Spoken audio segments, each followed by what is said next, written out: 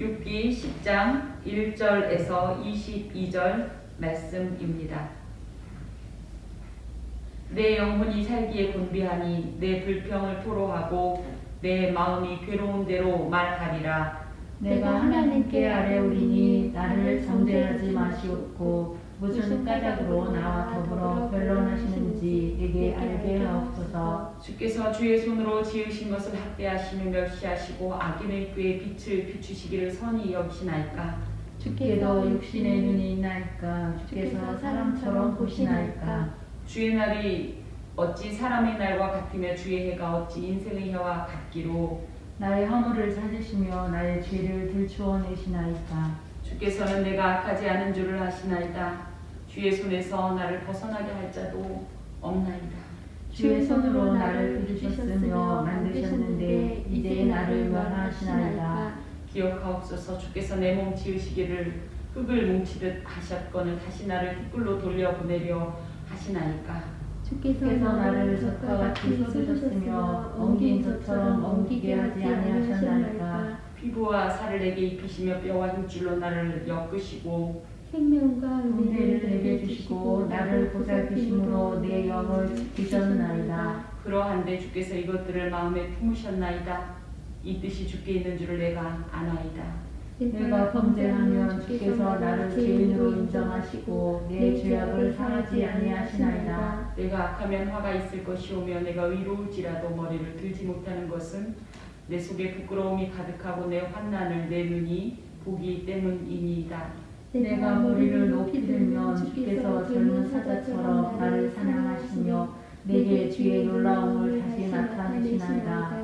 주께서 자주자주 증거하는 자를 바꾸어 나를 치시며 나를 향하여 진노를 더하시니 군대가 번갈아서 친 것 같으니이다. 주께서 나를 태에서 나오게 하셨음은 어찌함이니까. 그렇지 아니하셨더라면 내가 기운이 끊어져 아무 눈에도 보이지 아니하였을 것이다. 있어도 없던 것 같이 되어서 태에서 바로 무덤으로 옮겨졌으리이다. 내 날은 적지 아니하니까. 그런즉 그치시고 나를 버려두사 잠시나마 평안하게 하시되 내가 돌아오지 못할 땅 곧 어둡고 죽음의 그늘진 땅으로 가기 전에 그리하옵소서. 땅은 어두워서 깜같고 죽음의 그늘이 져서 아무 교율이 없고 광명도 깜같으리이다. 아멘. 지난 4일간 평안하셨습니까? 아멘. 예, 감사합니다. 오늘 말씀의 제목은 내게 알게 하소서입니다. 9장 4절에서 13절을 보면 욥은 하나님의 절대적인 어떤 그런 능력, 속성들, 어떤 주권적인 것들에 대해서 고백을 하면서 그에 반해 인간의 어떤 허무함과 그 어떤 것에도 도달할 수 없는 이런 본질적인 차이를 고백합니다. 그럼에도 불구하고 현재 자신이 그런 하나님 앞에 드리는 이 고백에 해당되어지는 그 하나님이 아닌 거예요. 자기가 만난 하나님이 지금. 우리 하나님은 이런 분이신데 왜 내게 이런 운동을 하실까? 왜 이런 일을 보이실까? 라는 마음에 9장 32절에서 33절 보면 재판을 좀 했으면 좋겠다. 그래서 이 심판의 이유를 내가 좀 확실히 알았으면 좋겠다. 이런 표현을 합니다. 물론 그 뒤에 보면 그럼에도 불구하고 중간에 판결할 자도 없고 손을 얹어 중보해 줄 자도 없다라는 이런 어떤 한탄적인 표현이 나오긴 하지만 그러면서 그것에 대해서 오늘 이제 하나님 앞에 약간 법정적인 분위기에서 자신을 변호하는 것 같은 형식으로 오늘 이 10장의 내용을 이어가고 있습니다. 좀 봅시다. 내 영혼이 살기에 곤비하니. 그래서 여러분 왜 욥이 지금 사는 게 이렇게 괴로운 거예요? 모든 걸 다 잃고 모든 걸 희망이 다 없어. 우리 신앙인들이요 영적인 절망감을 느끼면 일반 세상 사람들보다 더 크게 흔들려요. 왠 줄 아세요? 여러분 뒤통수를 맞는다는 말이 어떤 말인 줄 아세요? 뒤통수를 맞는다는 게 무슨 말이에요? 믿었던 사람도 못하는. 그렇죠? 믿었던 어떤 존재에 대해서 어떤 일에 대해서 크게 실망하여서 상처를 받는 일이죠. 그러면 욥이 왜 이렇게 살기가 곤비할까 할 때 욥은 어떤 하나님을 믿었어요? 그쵸? 여기 우리 지난 9장 4절에 보면 하나님에 대해서 뭐라고 표현하냐면 마음이 지혜로우시다. 전지하신 분이다라는 거예요.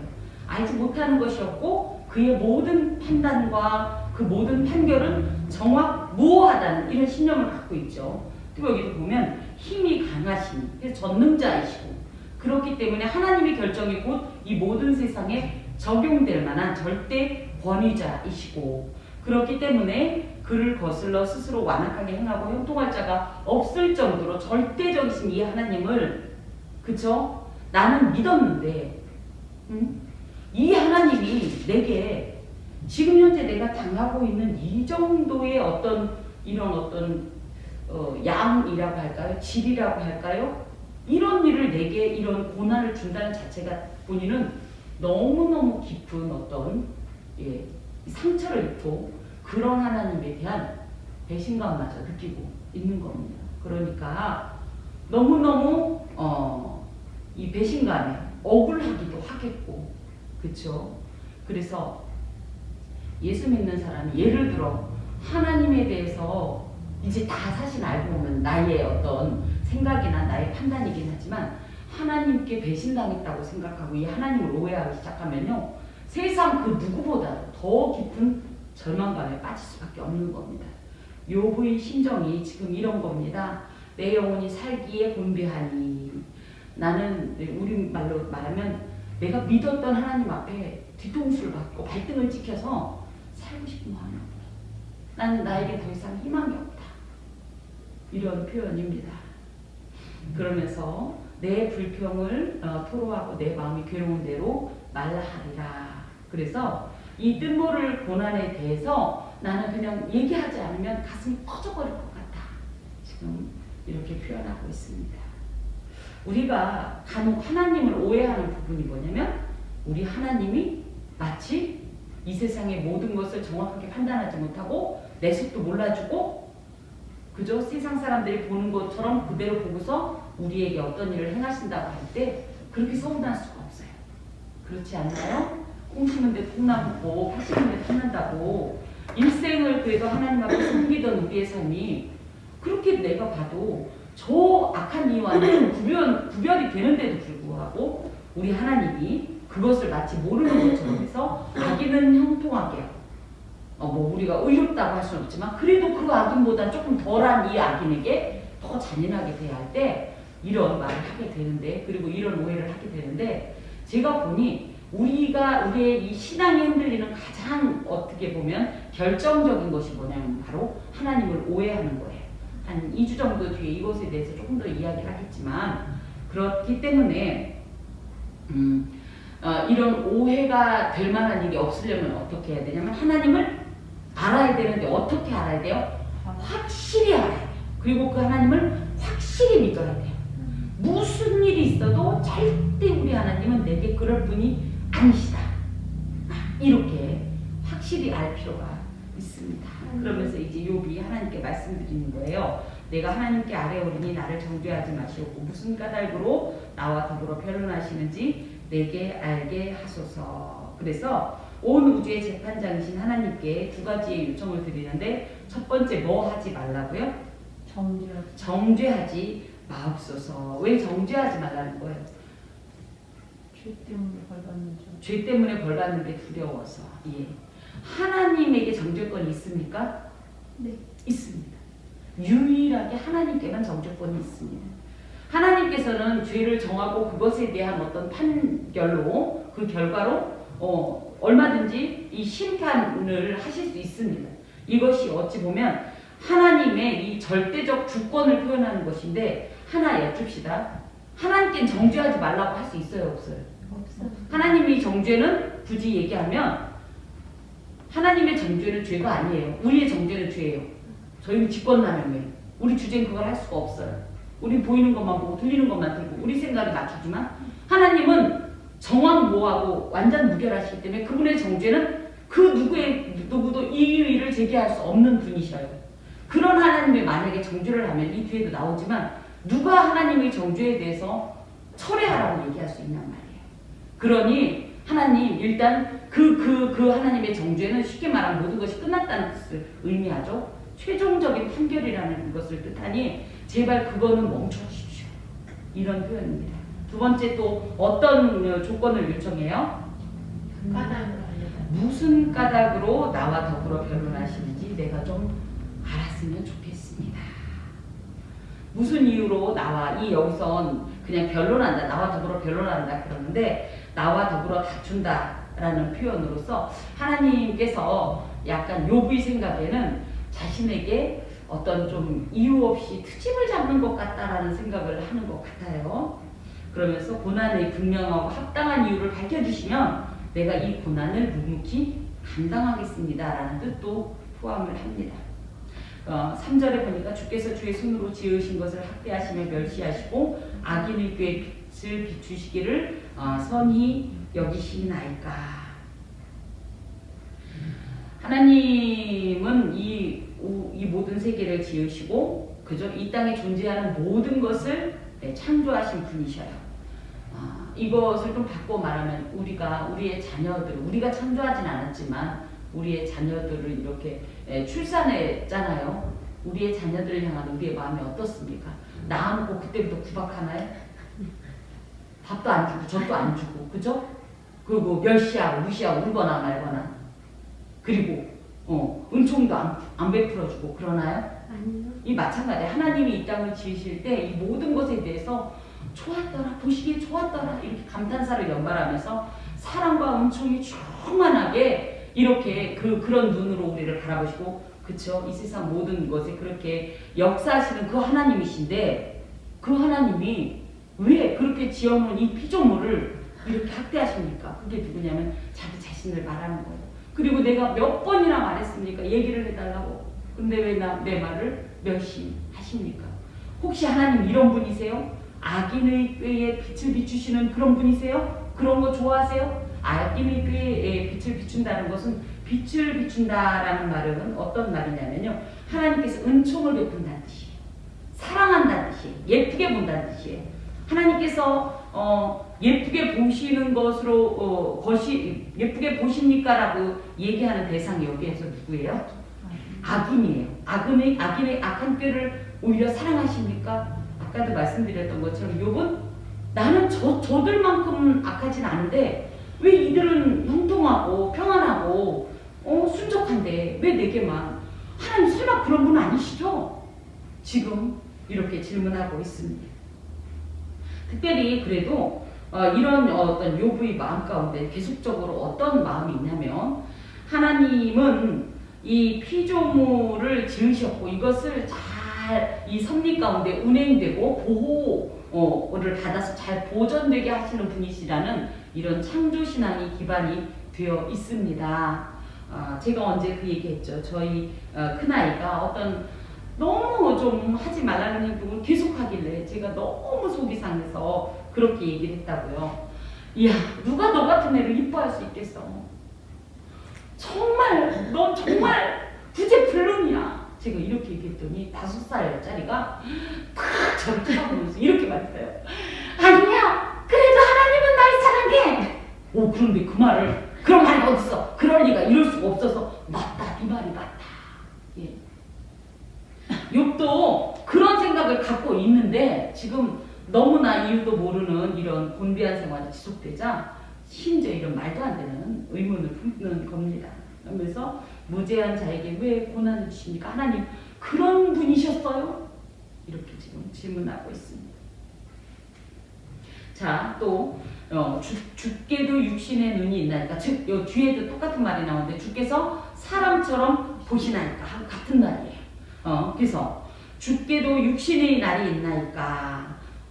육신의 눈이 있나이까? 이건 무슨 얘기냐면 하나님은 혹시 하나님도 나를 정죄하는 저 세 친구들처럼 나를 그런 정죄의 눈으로 보시고 계십니까? 아무것도 모르고 지금 오해하는 이대로를 나한테 그냥 판결을 내리시는 그런 행동을 하십니까? 그래서 나한테 내 실체도 모르고 이렇게 과한 걸 주십니까? 이런 질문입니다. 그 말에는 하나님은 안 그러신 분이죠? 하나님은 나를 정죄하고 이렇게 나를 비난하는 저 친구들과 다른 분이시죠? 저는 그렇다고 믿는데 하나님 지금은 제가 그 일에 대해서 확신을 못하겠습니다. 하나님께서 자신을 보시는 이유가 고난을 당하는 자신에게 자비와 긍휼을 베풀기 위함이라는 이해하에 하나님은 절대 그럴 분이 아니신데 이런 표현을 하고 있습니다. 과연 하나님은 사람처럼 편협하고 자기중심적이며 보이는 현상에 치우쳐 판단하지 않으시는 분입니다. 제가 그런 말씀 드렸잖아요. 사람들은 결과만 본다. 보이는 것만 본다. 하지만 하나님은 어디부터 본다? 동기부터 보시고 그 모든 과정부터 보신다. 그렇기 때문에 결과의 어떤 형편과 관계없이 하나님은 이미 동기와 과정 중에 우리를 이미 평가하십니다. 근데 사람은 어떻다? 보이는 것들만 평가하니까 사람은 속일 수 있다.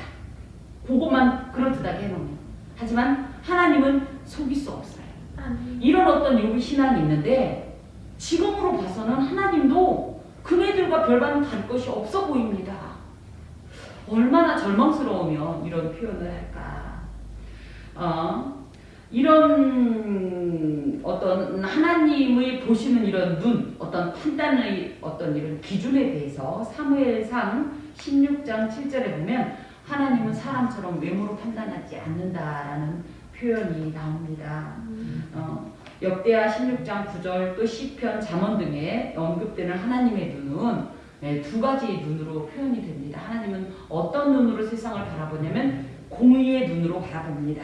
그래서 이것이 죄에 악된 것인지 아니면 의롭고 선한 것인지를 판단하시고요. 또 어떤 눈으로 보시냐면 이 세상 모든 만물을 창조하신 이 창조주의 눈, 즉 사랑의 눈으로 자녀를 바라보는 눈으로 보십니다.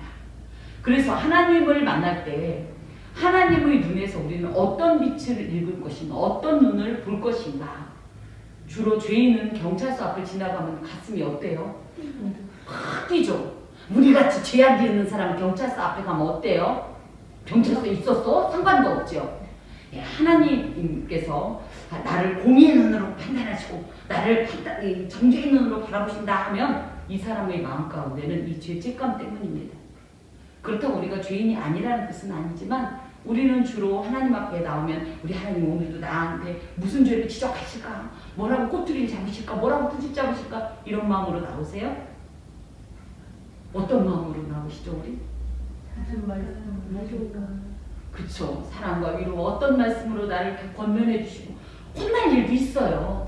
그죠? 네. 그렇다고 해서 혼날 일 있다고 해서 못 나오진 않잖아요. 빨리 가서 하나님 앞에 말씀드리고 용서받고 말지. 그치요? 네. 이런 어떤 하나님의 눈이 있는데 왜 우리가 이런 하나님의 눈을 고백하냐면 하나님께는 전지하신 신적 능력이 있어서 우리의 일거수일투족을 감찰하실 뿐만 아니라 그런 하나님의 판단은 아주 정확무오하기 때문에 이런 하나님의 눈을 신뢰하고 하나님께서 이 공의를 집행하시는 거에 대해서도 누구도 이의를 제기할 수 없는데 욥이 지금 그렇게 난 하나님 알고 있는데 설마 하나님도 전애들처럼 나를 보시고 계신 거예요? 이렇게 얘기하고 있습니다. 자, 주의 날이 어찌 사람의 날과 같으며 주의 해가 어찌 인생의 해와 같기로 같은 말이 반복되고 있는 거예요. 하나님 앞에 선 어떤 죄인의 실존으로서 하나님 설마 그런 분은 아니시죠? 라는 어떤 하나님을 오해하지 않으려고 하는 욥의 몸부림이 보입니다.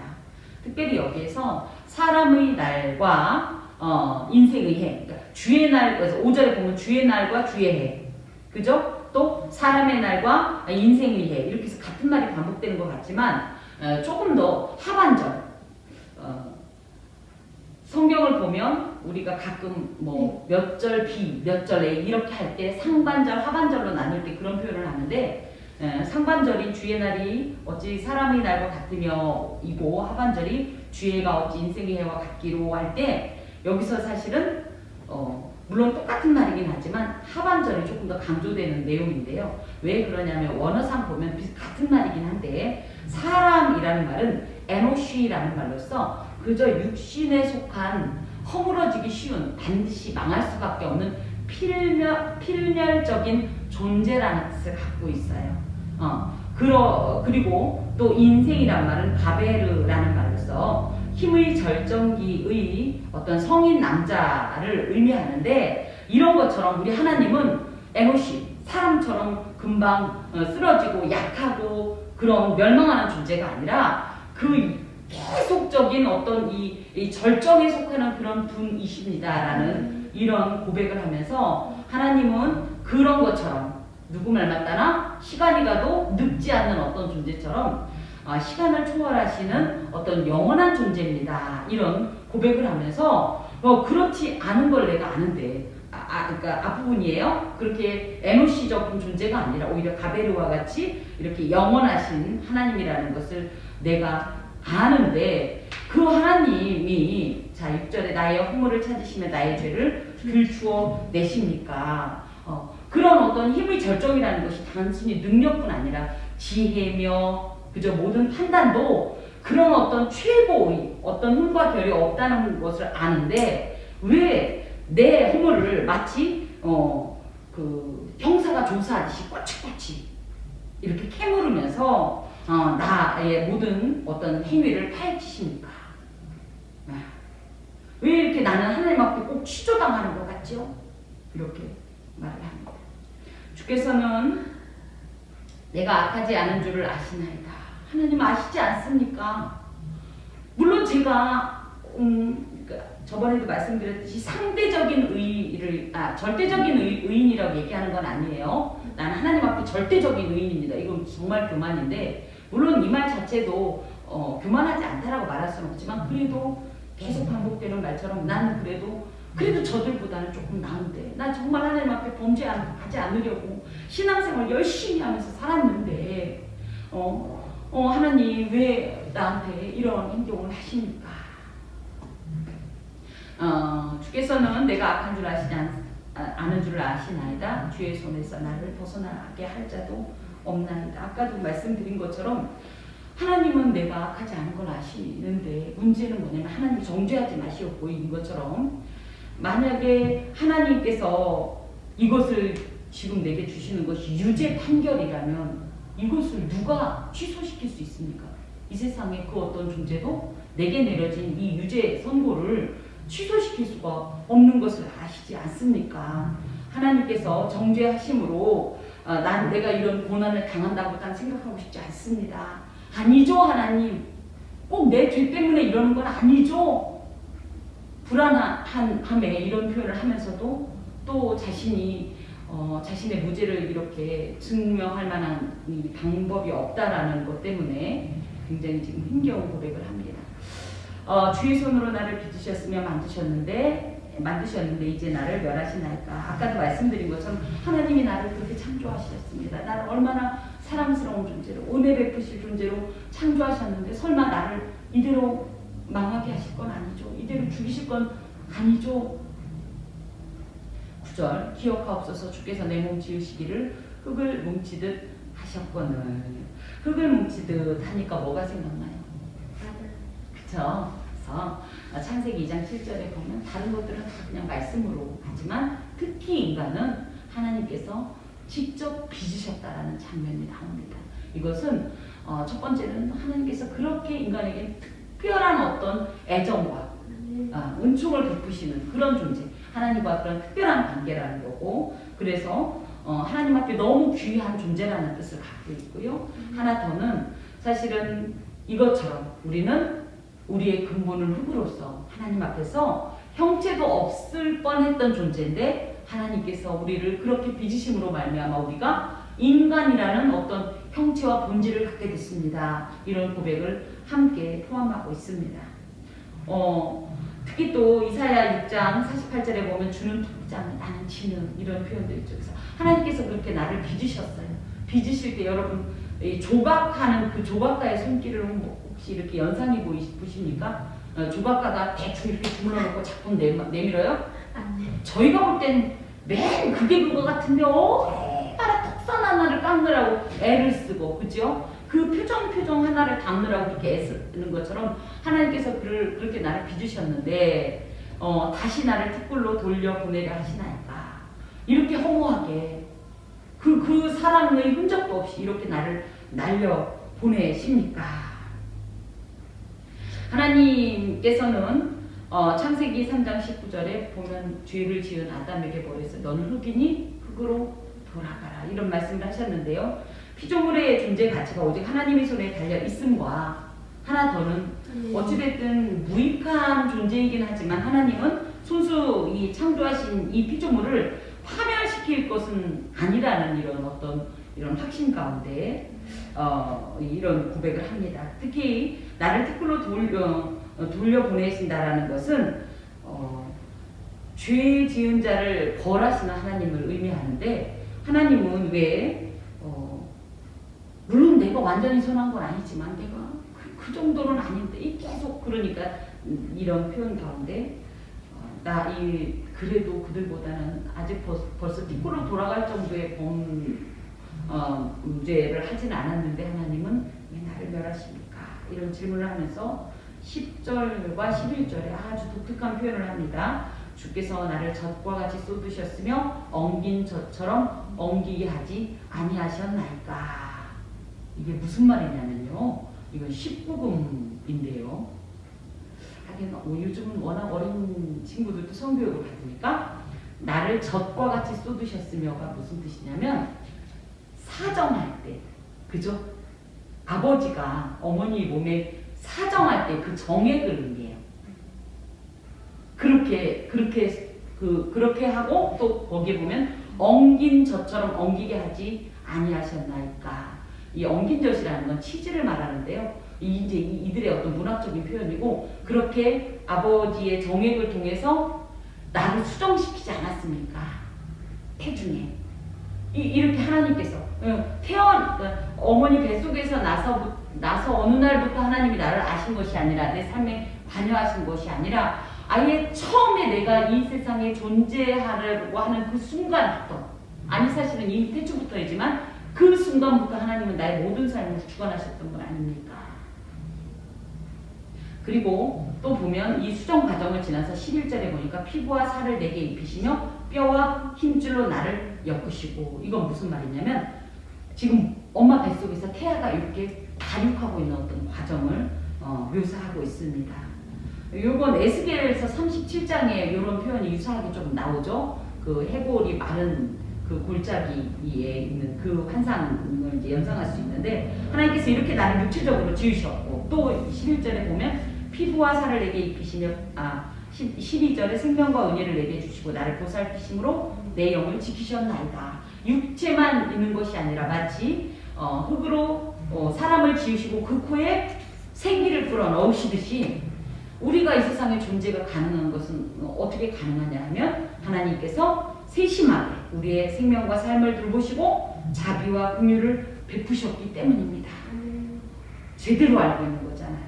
그러면서 특별히 사랑받는 어떤 영적 존재라는 것 자신이 고백을 합니다. 과연 그렇습니다.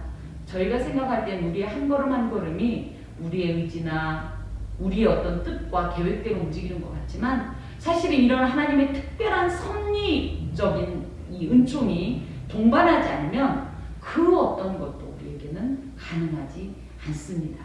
그래서 바울의 고백처럼 나의 나된 것은 오직 주의 은혜라는 고백이 우리 삶 가운데 있어지길 간절히 축원합니다. 아멘.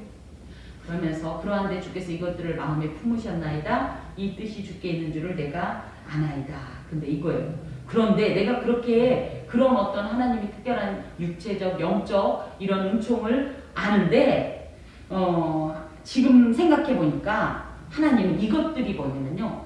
나를 벌하실 것들, 나를 고통의 고통스러운 삶을 살게 하실 이런 것들을 혹시 몰래 품고 계셨나요? 이렇게 얘기합니다.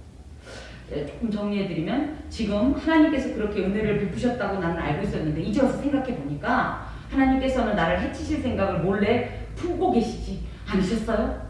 그래서 지금 이것들을 나한테 하는 거 아니에요? 나 그거 알고 있어요. 13절에 이렇게 얘기합니다. 욥이 너무 고난이 차다 보니까 너무 심각한 피해의식을 가지고 하나님 앞에 이렇게 의문을 표현하고 있습니다. 14절에 내가 범죄하면 주께서 나를 주인으로 인정하시고 내 죄악을 사하지 아니하시나이다. 죄의 유무와 관계없는 하나님의 이 심판에 대해서 지금 여기 계속 항변을 하고 있는 건데, 여기서 보면 주께서 나를 주인으로 인정하시고 할 때 인정이라는 말 가운데 앞부분 빼고 중요한 이 어근에는 샤마르란 말인데, 이게 무슨 말이냐면 보호하다는 뜻도 있는데 감시하다는 뜻을 갖고 있어요. 그리고 여기 보면 죄악을 사하지 아니하시나이다 할 때 이 사유한다라는 표현은 낙하라는 말로서 무죄 선언을 말해요. 그러니까 뭐냐면 내가 언제 죄를 지을까 하고 하나님은 나를 감시하고 계시지 않습니까? 그리고 내가 만약에 조금만 잘못하면 하나님 그 용서도 안 할 거잖아요. 이렇게 얘기해요. 저번에 제가 그런 말씀 드렸죠. 내가 우리는 은혜스러워서 하나님께서는 우리의 침상길 동안도 그 표현 기억나세요? 네. 네. 그것이 굉장히 우리 은혜스럽다고 했는데 욥의 표현이 어떤 거였어요? 왜 나를 그 침상길 동안도 감시하고 있어서 나를 이렇게 못하게 굽니까? 이런 뜻이라고 했잖아요. 그런 표현하고 비슷한 거예요. 그래서 내가 죄를 짓나 안 짓나 지켜보시면서 죄를 짓기라도 하면 용서하시지 않을 작정이십니다. 당신은. 지금 이런 말을 합니다. 하나님은 과연 그러신 분이십니까? 우리가 하나님 앞에 이런 쓸데없는 피해의식 같은 거 있으면 안 돼요. 그렇죠? 은혜를 오해하지 마시고 하나님의 입장을 저희가 오해하지 마십시다. 우리의 어린 자녀들이 철이 없을 때는 부모님들에 대해서 오해를 많이 하죠. 가장 대표적인 오해가 우리 엄마는 계모일 것이다. 그런 생각 한 번도 안 해보셨나요? 저는 저희 엄마가 정말 새엄마일 거라고 여러 번 생각했습니다. 어린 시절에. 그래서 친엄마를 좀 찾아봐야 되나. 왜요? 자꾸 혼냈으니까. 그죠? 뭐 하려면 못하게 하고 이랬다고 뭐라고 하고 저랬다고 뭐라고 하고 분명히 계모가 틀림없어. 근데 이제 생각하니까 뭐예요? 그런 어머님의 훈계와 희초리가 없었습니다. 내가 지금 가능할까? 이렇게 인간이 하나님에 대해서 오해할 수 있습니다. 내가 15절에 내가 악하면 화가 있을 것이오며 내가 의로울지라도 머리를 들지 못하는 것은 내 속에 부끄러움이 가득하고 내 환난은 내 눈이 보기 때문이니이다. 내가 머리를 높이 들면 주께서 젊은 사자처럼 나를 사냥하시며 내게 주의 놀라움을 다시 나타내시나이다. 그러면서 주께서 자주자주 증거하는 자를 바꾸어 나를 치시며 나를 번갈아 진노를 도하시니 군대가 번갈아서 치는 것 같으니이다. 무슨 얘기냐면 하나님의 공의가 너무 어찌 보면 좀 일방적이고, 그죠? 내가 볼 때는 하나님의 공의가 정확하게 판결된다고 알고 있는데 어찌 보면 하나님은 꼭 안 그럴 것 같아요. 이렇게 얘기하면서 범죄했다면 자신이 당연히 징계를 받고 화를 당해야 되지만 하나님은 내가 그렇게 죄를 안 지었음에도 불구하고 여기서 보면 머리를 든다라는 표현이 있죠. 15절에 머리를 든다. 이거는 명예를 회복한다는 뜻을 갖고 있어요. 우리 구약에 보면 머리를 들게 하니라 이런 표현이 있거든요. 갑자기 기억이 안 나는데 그런 것처럼 명예를 회복시킨다는 뜻이 있는데 하나님은 그렇게 안 시킨다는 거예요. 명예 회복을. 왜냐하면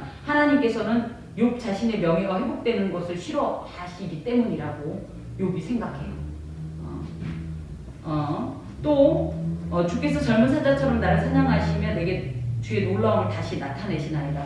하나님께서 사자처럼 자기를 자꾸 괴롭히고 공격하고 또 신적 능력으로 파멸시킬 것이기 때문에 나에게는 전혀 소망이 남아있지 않습니다. 여기에 보면 또 17절에 주께서 자주자주 증거하는 자를 바꾸어 나를 치시며 이게 어떤 상황? 친구들. 그렇죠. 욥의 친구들이 한 사람만 얘기하는 게 아니라 똑같은 얘기를 계속 반복해서 그렇게 증거하는 자들을 바꾸어서 나를 치시고 나를 향하여 진노를 더하시니 나는 지금 이미 고통의 겨운데 그런 어떤 증거하는 자를 통해서도 고통을 주고 또 점점 지금 죽어가고 있다는 건 병세가 어떻다는 얘기예요. 점점 더 심각해지고 악화되고 있는 이런 상황이라는 거죠. 이것이 마치 뭐와 같으냐면 군대가 번갈아서 치는 것 같으니이다. 군대가 한번 몰려오고 마는 것이 아니라 우하고 몰려와서 치고 좀 숨 돌릴 새도 없이 또 다른 군대가 계속 와서 나의 모든 삶을 만신창이로 만들어 놓고 있는 것 같습니다. 그래서 현재의 이런 복합적인 고난을 통해서 나는 이런 어떤 군대들이 공격을 퍼붓는 것 같은 이런 상황이다. 18절에 주께서 나를 태에서 나게 하셨으면 어찌하느니까 그렇지 아니하셨더라면 내가 기운이 끊어져 아무 눈에도 보이지 아니하였을 것이라. 있어도 없던 것 같이 내가 태에서 바로 무덤으로 옮겨졌으리이다. 어디서 많이 들어보지 않았어요? 그쵸? 여기 내가 차라리 안 태어났었으면, 차라리 낙타됐으면, 수정되지 않았으면, 이 표현이 지금 나오는 거예요. 사람이 절망으로 가면 이 말도 안 되는 이런 극단적인 상황을 하게 됩니다. 그래서 뭐라고 그래요? 나중에 왜 나를 낳았어? 이런 표현을 하죠. 예. 특히 이제 하나님 앞에 지금 이런 표현이에요. 왜 하나님은 일평생 고난당할 사람을 태어나게 하셔서, 어차피 내가 이렇게 고난당할 것 같으면 아예 만들지 마시지. 왜 태어나게 하셔서 내가 이 고난을 맡게 하십니까? 이 고난을 겪게 하십니까? 생명의 조성자이신 하나님께서 이해할 수 없는 방식으로 나를 괴롭히고 있는 모순된 현실에 대해서 불만이 가득 차서 이제 보면 욥도 이제 더 이상 무서워하는 것 같지도 않지요. 두려움 어쩌고 이런 것도 지금 없어요. 우리가 어떤 역사, 우리와 어떤 이렇게 간격 있는 어떤 시간이나 어떤 곳에 있는 역사 속에서 존재하던 이들을 함부로 말할 수 없는 것이, 그렇죠? 우리도 그 상황이 되면, 그 현장에 가면 과연 지금의 이 평안함과 이런 어떤 견고하다라고 자부하는 이런 신앙의 능력이, 그 위력이 과연 그곳에 가서도 나올 수 있을 것인가. 그래서 주석가들은 이런 표현을 안 하죠. 이해합니다. 욥을 이해합니다. 이런 표현을 안 하죠. 하지만 저는 자꾸만 그런 이야기를 하는 것은, 욥처럼까지는 아니었어도 저도 여러 번 욥과 같은 이 극한 고난이 오면요, 정말 그런 표현 한다니까요. 하나님 차라리 나를 데려가세요. 이렇게 될 걸 뭐하러 태어나게 하셨습니까? 이런 표현이 정말 절로 나오더라고요. 여기에서 비명을 지르고 싶은, 정말 제발 좀 그만하라고 이야기하고 싶은, 정말 강단에서 이렇게 표현한 거지만 차라리 미쳐버렸으면 좋겠는, 이 현실에서 내가 좀 제발 공중으로 분해가 되든지 땅으로 티끌로 돌아가든지 하고 싶을 정도로 이 생애의 이런 어떤 이런 이 끈을 놔버리고 싶을 정도의 심정을 느낀 적이 있습니다. 그렇기 때문에 저는 이렇게 욥이 이야기하는 이 마음이, 누구는 그렇게 얘기해, 이거는 불신앙적인 거다 이렇게 표현하는데, 저는 물론 욥하고는 또 비교도 안 돼요. 제가 겪은 건. 그럼에도 불구하고 이런 마음 저는 충분히 사실은 먹을 수 있다고 생각해요. 여러분, 그렇다고 이런 마음을 계속 먹고 하나님께 이런 말을 드리라는 건 아니지만, 내가 그래도 될까? 안 그래야지. 그러면서 나 자신 속에만 이렇게 두다 보면 이게 농이 돼요. 고름. 네. 그러면서 어떻게 되냐면 하나님 앞에 너무 가식적으로, 그래서 대면하게. 그래서 저는 오히려 속에 있는 것까지 다 이렇게 토해내는 욥이 차라리 건강한 신앙이다라는 생각을 합니다. 욥이 또 이렇게 이야기할 수 있는 건, 내가 이렇게 얘기한 데서 하나님이 이런 벼르장머리하고 번개를 때려라 이러지 않는 분인 걸 아는 거예요. 저는 그렇게 생각해요. 그런 하나님을 믿기 때문에 욥이 이런 말을, 굉장히 위험천만한 말을 할 수 있다라고 생각을 합니다. 자, 20절에 보세요. 내 날은 적지 아니하나이까. 이게 무슨 얘기냐면, 하나님 나 며칠 이제 못 살잖아요. 나 살 날 얼마 안 남았잖아요. 그러니까 제발 어떤 행동을 하라는 거냐면, 그런즉 그치시고 나를 감시하고 나를 계속 지금 붕대가 치는 것 같이, 나를 목을 조르는 것 같이 이렇게 고난을 계속, 이 압력이 계속적으로 조금이라도 틈이 없이 계속 짓눌려지는 이런 모든 상황을 잠시라도 좀 멈춰주세요. 왜? 나 얼마 못 살아요. 제발 그 사는 날까지 어떻게 하기를 잠시나마 좀 평안한, 하나님, 우리는 그러죠. 하나님의 눈동자를 내게 비추시며 하나님의 얼굴을 내게 비추시며, 근데 욥은 뭐예요? 제발 나 좀 그만 쳐다봐요. 나 좀 조금만, 아주 약간만 좀 나한테 무관심하면 안 돼요. 관심 좀 꺼주시면 안 돼요. 하나님의 이 어찌 보면 관심이, 우리가 생각하는 그런 은혜의 관심이 아니라 공의의 어떤 이 관점으로 나를 본다고 생각하니까 욥이 이런 말을 합니다. 그러면서 내가 돌아오지 못할 땅 곧 어둡고 죽음의 그늘진 땅으로 가기 전에 그리 없어서 죽기 전에 조금만 정말 다만 정말 신랄 같은 어떤 그 시간만이라도 그 순간만이라도 나를 조금만 어떤 소망도 없이 암울한 미래만이 예비되어 있는 나에게 하나님 은총을 베푸시려면 잠깐만 관심 좀 꺼주시면 안 될까요? 땅은 어두워서 흑암 같고 죽음의 그늘이 져서 아무 구별이 없고 광명도 흑암 같으니이다. 더 살고 싶진 않고 어차피 죽을 건데 조금만이라도 잠시만이라도 그리고 사실은 지금 이런 자신에게 임한 수많은 고난이 결국 하나님의 유죄선언이라는 주변의 시선에 대해서 그게 아니라는 거 어떤 명예회복을 원하는 어떤 그런 마음의 이런 어떤 토로라고도 하겠습니다. 참 욥기를 읽다 보면 한편으로는 좀 뭔 소리요 라기도 하지만 또 하나하나 뜯어보면 빈말은 아니다. 우리도 이런 말 얼마든지 하겠다 싶은 그런 마음이 있습니다. 하필 그 많은 사람 중에 왜 나한테 이런 일이 있는가 하는 일들이 우리에게 왕왕 일어나곤 합니다. 그 이유를 사실 우리 모두는 속 시원히 알고 싶죠. 왜 이런 일이, 그렇죠? 그야말로 인과응보는 편하지 않아요? 내가 죄 지은 만큼 벌을 받는다 그러면 편하죠. 그런데 욥도 마찬가지고 저희도 마찬가지예요. 예수 믿으면 잘 돼야 되잖아요. 예수 믿으면 건강해야 되잖아요. 불행은 없어져야 되잖아요. 늘 행복해야 되잖아요. 늘 성공해야 되잖아요. 맞죠? 그게 인과응보의 원리예요. 그런데 차라리 그대로 가면 편하다고요. 그래서 어떤 선교사님 말씀 따나 예수 믿는 사람의 집에는 논에는 가물어도 비가 내리고 인과응보니까 예수 안 믿는 저 사람 논에는 홍수가 나도 그 집에는 비 한 방울 안 내리고 이렇게 해서 하나님이 확실히 그걸 보여주시면 편하다고요. 근데 저희가 멘붕이 오는 이유가 뭡니까? 예, 여기에 역으로 이렇게 우리에게 이렇게 적용이 될 때 괴롭습니다. 그러다 보니까 그 안에서 이제 욥과 같은 이런 질문이 생기는 거죠. 도대체 이유가 뭡니까? 이유라도 압시다. 속 시원히 그 이유를 알고 싶고 밝히고 싶습니다. 그래서 하나님께 질문을 합니다. 물론 하나님께 답은 있습니다. 현재 우리가 이해할 수 없는 답이 있는 거죠. 맞죠? 그런데 어느 순간이 되면 이해가 또 되는 참으로 기이한 답이 있습니다. 이럴 때 오늘 말씀이 내게 알게 하소서이지요. 우리는 주로 어떤 일을 하나님 앞에 질문하냐면 왜 나에게 이런 일이? 왜를 질문하죠. 그렇죠? 그런데 이런 고난의 이유를 위한 질문, 이유를 밝히기 위한 질문도 물론 필요합니다만은 조금 성숙한 신앙인은 무엇을 더 집중하고 질문을 해야 되냐면 무엇 때문이에요? 무엇 때문에? 이해가 가세요? 하나님 어떤 이유로 내게 이런 고난을 주십니까? 내게 알게 하소서라는 기도 제목보다는 하나님은 어떤 계획이 계셔서 무엇 때문에 내가 이 고난을 감당해야 하는 겁니까?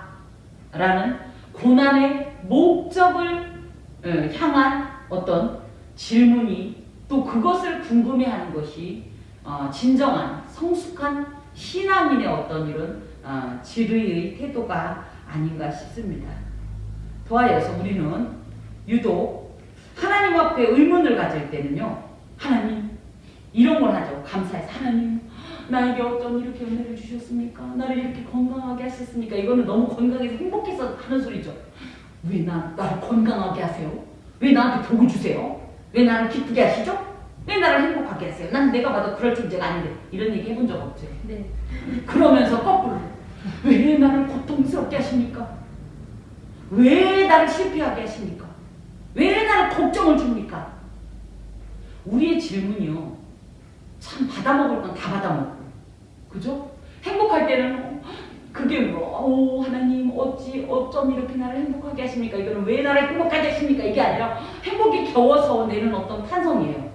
그런데 고통스러울 땐 이를 갈면서 이거 따지고 보면 뭐예요? 똑같아야 된다는 거예요. 왜 내게 이런 행복을 주셨는지도 이유를 조목조목 따져야 되잖아. 근데 그때 이유 물어봐야 안 물어봐요. 안 물어보죠. 내가 봐도 건강을 위한 활동을 안 했는데 건강해. 하나님 내가 봐도 난 건강은 안 되는데 왜 나한테 건강을 주시는 거예요? 해보셨어요? 예를 들어 하나님 내가 봐도요 나는 성공하면 안 돼요. 양심이 있지. 해보셨어요? 그런데 거꾸로 뭐예요? 어떤 질병이나 고난이 오면 맡겨놓은 거죠. 왜? 그럼 이 둘의 형평성이 그죠? 맞지가 않죠 지금. 우리는 고난과 징계가 있을 때만 하나님 앞에 질문을 하고 그 조건 여부를 따집니다. 내가 뭘 잘못했다고 나한테 이러십니까? 그런데 하나님의 사랑과 은총에는 조건을 따지지 않습니다. 묻지도 않고 그죠? 어떤 목적인지 살피지도 않고 그냥 꿀꺽 삼키면서 누리고 있지는 않은가? 우리가 하나님 앞에 알기 원하는 것이 무엇입니까? 하나님께서 행하시는 이유입니까? 아니면 목적입니까? 하나님께 반드시 이유가 있긴 있죠. 하지만 목적을 위한 이유입니다. 그렇기 때문에 우리가 하나님의 뜻을 알지 못하는 이상은 절대 이유도 깨달을 수 없습니다. 우리 삶에 일어나는 수많은 일들은 하나님의 목적 하에 이루어진다는 사실입니다. 그런데 그 목적을 모르겠으니 오늘의 이유를 우리가 당연히 이해할 수 없는 겁니다. 그래서 우리가 하나님 내게 알게 해주십시오라고 고백할 때는 그 이유에 대해서가 아니라 하나님 어떤 목적으로 내게 이 일을 행하시나이까. 그렇게 기도를 하면 어떤 표현이 또 나오냐면 하나님의 이 목적을 위해서 내가 쓰임받음을 감사합니다. 이 목적을 하나님의 목적을 이룰 수 있는 자가 될 수 있도록 하나님 힘 주십시오. 믿음 주십시오. 감당하겠습니다. 이런 고백이 나오지 않겠습니까? 하나님 앞에 그러므로 우리의 이 고난 또한 하나님의 귀한 어떤 목적이 있다는 것, 그리고 그것을 통해서 하나님은 이 땅의 모든 일을 그 한 사람 한 사람의 어떤 삶을 통해서 섭리하시고 운행하신다는 사실을 깨닫고 마치 나만 하나님께서 미워하신 것 같고 나만 미운 털 맡겨서 하나님이 되는 일마다 다리 걸어서 넘어뜨린다고 생각하지 마시고 오늘의 이 일 또한 하나님의 귀하고 거룩한 목적을 위해 의로운 목적을 위해 쓰임받을 것이라는 생각으로 믿음의 어떤 흔들림이나 요동함 없이 오늘의 이 믿음을 이 고백을 유지하시고 하나님 앞에 올려드리는 저희가 되시길 간절히 바랍니다. 아멘. 기도하겠습니다. 하나님 감사합니다. 아멘. 우리가 받아 누리는 거에 대해서는 아무런 불만도 없고 불평도 없기에 질문도 의문도 없습니다. 하지만 우리가 예상 외로 당하는 일들에 대해서 고난에 대해서 어려움에 대해선 우리도 모르게 원망 섞인 볼멘 소리로 하나님 앞에 기도합니다. 주여 이랬었습니다. 우리의 무지함입니다. 미련함입니다. 어리석음입니다. 이제부터는 하나님 앞에 질문을 드릴 때에 내게 알게 하옵소서 간구할 때에 그 이유와 조건을 따져묻는 자가 아니라 하나님의 귀한 목적을 비록 알지 못하겠고 이해할 수 없다 할지라도 그 목적을 향하여 쓰임받기를 소망하고 또 그것에 감사하면서 하나님께서 주시는 힘으로 이 모든 일 가운데 넉넉히 이기게 하여 주옵소서. 아멘. 감사하고 예수 그리스도의 이름으로 기도하오며 주 예수 그리스도의 은혜와 하나님의 사랑과 성령의 교통하심이 은총을 입은 함께하는 교회의 모든 권속과 그 삶에 영원히 함께 하옵시기를 간절히 축원하옵나이다. 아멘. 나를 깊은 어둠 속에 홀로 두시는지 어두운 밤에 얼굴을 길었는지 나를 고독하게 나를 낮아지게 세상 어디도 기댈 곳이 없게 하셨네